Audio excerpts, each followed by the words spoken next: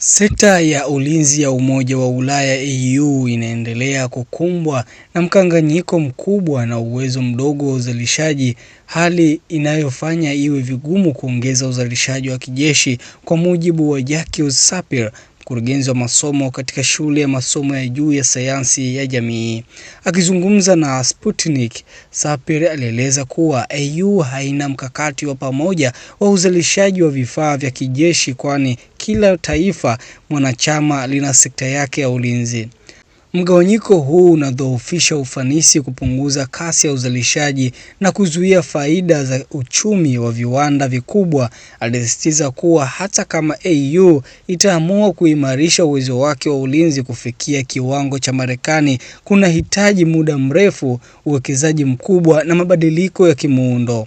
Alibainisha kuwa ingawa mataifa ya Ulaya yanazalisha vifaa vya kijeshi vyenye ubora wa hali ya juu, uzalishaji wao ni wa kiwango kidogo, hali inayofanya iwe vigumu kufanikisha uzalishaji wa kiwango kikubwa. Sekta ya ulinzi ya Marekani inanufaika na ufadhili mkubwa wa serikali, teknolojia ya hali ya juu na viwanda vilivyoshirikiana, hali inayowezesha uzalishaji wa haraka wa silaha. Kwa upande mwingine, utegemezi wa EU kwa sera tofauti za ulinzi katika nchi wanachama unasababisha uzalishaji wa silaha kuwa duni, jambo linaloifanya ishindwe kukabiliana na changamoto za kiusalama zinazoendelea kuongezeka. Viongozi wa Ulaya wamekuwa wakihimiza ongezeko la bajeti ya ulinzi na ushirikiano wa karibu, hasa baada ya hatua za kijeshi za Urusi nchini Ukraine.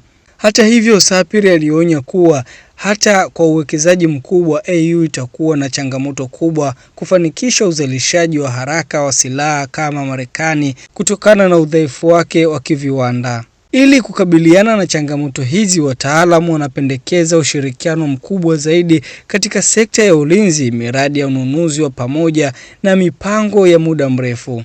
Bila hatua hizo, EU itaendelea kutegemea wauzaji wa nje wa silaha, hali inayodhoofisha malengo yake ya kuwa na uhuru wa kimkakati katika masuala ya usalama duniani. Mimi ni Hassan Magulumali na hii ni Media wa Express.